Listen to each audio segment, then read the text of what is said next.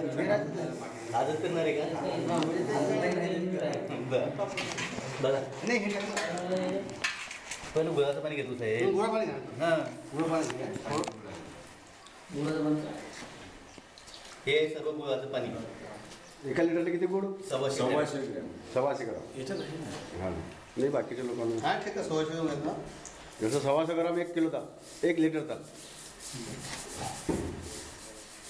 त्याचा अंदाजे पाहिजे 10 किलो मूग पकडून अंदाजे आहे. हां हां एक 37 गुण आपला म्हणजे असं करायचं.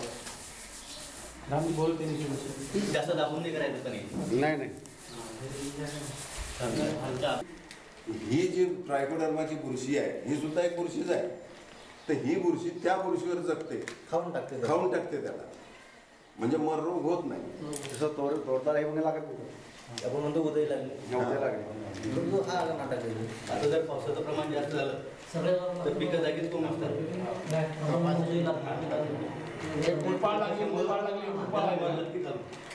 तोर उधळत का? तोर उधळतं की नाही आपण उद्या उदय लागले. कोरडं होतं पीक. केमिकल नाही की त्याचा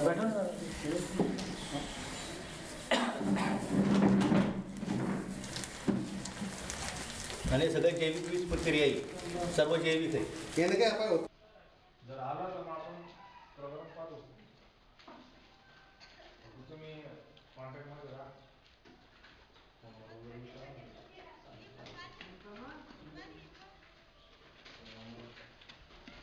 नंबर आहे ना शिंपडायचं एक बियाणं ओलं. गुळाचं पाणी एवढ्यासाठी चिकट असतं जे आपण हे जे औषध लावणार आहे ते बियांना चिटकेल. साधारणपणे 3 ते 4 ग्राम आपण ट्रायकोडर्मा घेतलेलं आहे. हा बियाण्यावर असं लावायचं आणि बियाणं चांगल्या प्रमाणे बियाणांना ते सोडायचं.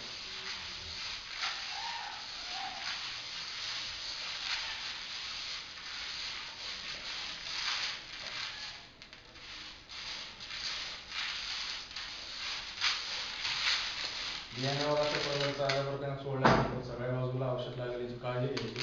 हे बियाणं औषध लावल्यानंतर याला एका गोणपाटावर झाडाखाली सावलीत वाळवायचं. उन्हात नाही ठेवायचं. उन्हात जर ठेवलं तर हे जे जैविक आहे हे मरेल. सावलीमध्ये हे वाळवायचं आणि त्यानंतर मग तुम्ही शेतामध्ये या बियाण्याची पेरणी करायची. यामुळे तुमचा जो मर रोग होतो किंवा जे बियाण्याची उगवण क्षमता असते 60 ते 70% बियाण्याची उगवण क्षमता वाढते. त्याप्रमाणे हा ट्रायकोडर्मा झाला. त्यानंतर मग कडधान्यांसाठी आपण रायझोबियम वापरतो. रायझोबियमची करायची. तृणधान्य असेल तर तृणधान्य. पण एका वेळेस जर तुमचं रासायनिक असेल तुम्ही याच्यानंतर आता हे कडधान्य त्याच्यासाठी कोणतं रायझोबियम.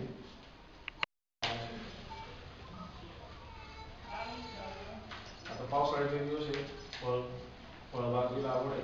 यावर्षी एवढ्यासाठी की मागच्या वर्षी जे आपल्या 250 प्रकरण पेंडिंग होते यावर्षी कंटिन्यू करायचे. त्यामुळे आपण नवीन यावर्षी फळबागचे प्रकरण घेतले. फक्त पुढच्या वर्षीपासून फळबाग परत आल्याकडे सुरू. 5 लोकांचा इथे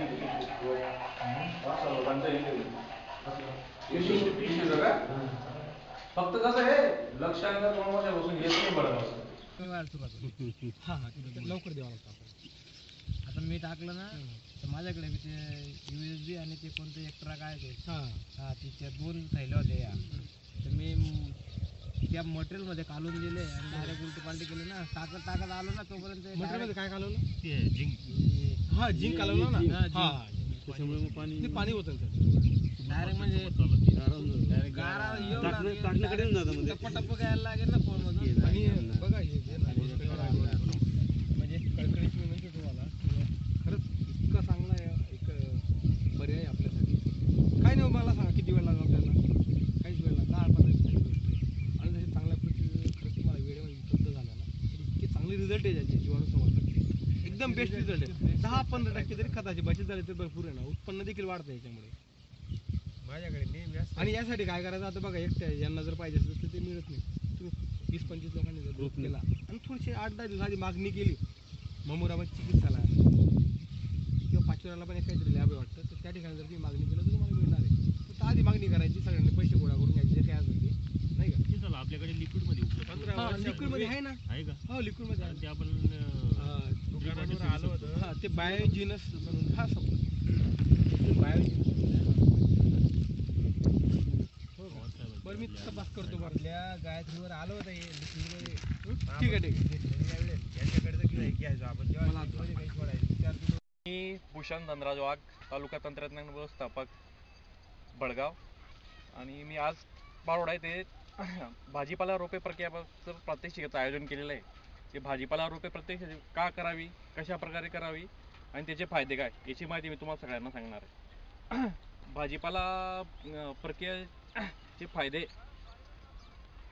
लागवडीपूर्वी आपण जर भाजीपालाची जे रोपे आहेत ती केली, त्याच्यामुळे काय होतं की मर रोगांचे प्रमाण कमी होते.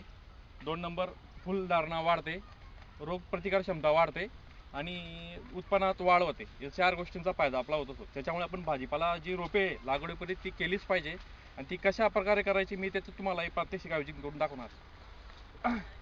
1 लिटर पाण्यामध्ये 30 ml प्रोपॅनोफॅस किंवा चांगलं कीटकनाशक ते टाकायचं आहे. आणि त्याच्यातच 30 ग्रॅम कुठलं बी बुरशीनाशक, त्याच्यामध्ये M45 कार्बन एन्झाईम. मी आता M45 घेत आहे.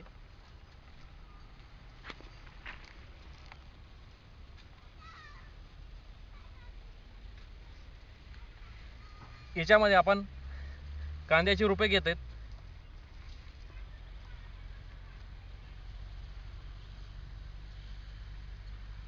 या प्रकारे कांद्याची रोपे डुबून या द्रावणामध्ये डुबून त्याची लागवडीसाठी उपयोग करायचा आहे. याचा उपयोग केल्यामुळे आपल्याला निश्चितच आपल्या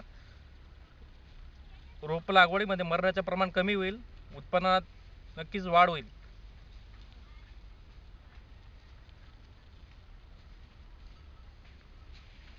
ओके वो होईल का देखते ते ऊपर पडेल का.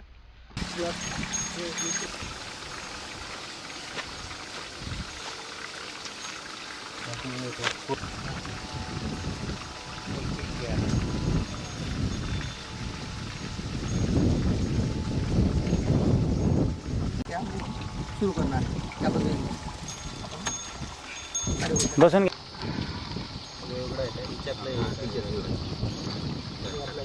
जे PHB आहे ते ट्रायकोडर्मा आहे. ट्रायकोडर्मा 20 ग्राम नाही टाकलं तरी चालतो, जास्त नाही टाकलं. 20 ग्रॅम. हां, काढी हलवायची.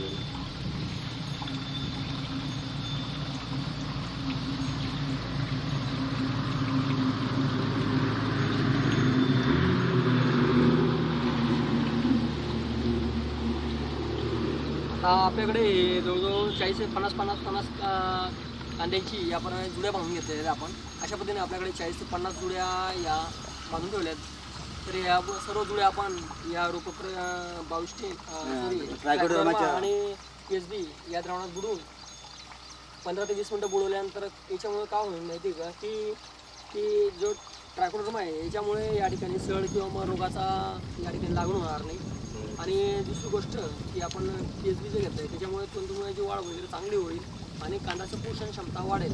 त्यामुळे कांद्याचा आकारमान आणि कलर क्वालिटी या दुरुस्त होण्यास मदत होईल. त्यासाठी आपण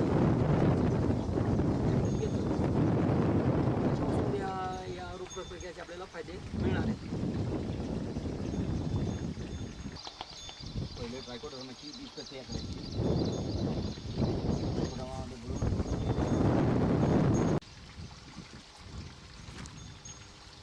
10 ते 20 मिनटं बुडवल्यानंतर PHBच्या द्रावणामध्ये रोपांची प्रक्रिया करावी. लावून तो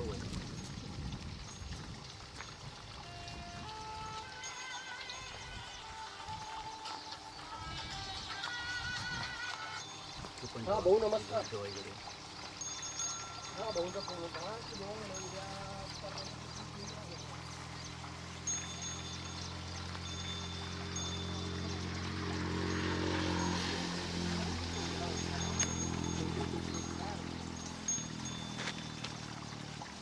10 मिनटं बुडवून 10 ते 20 मिनटं बुडवून झाल्यानंतर रोपं हे लागवडी करता त्यात आणि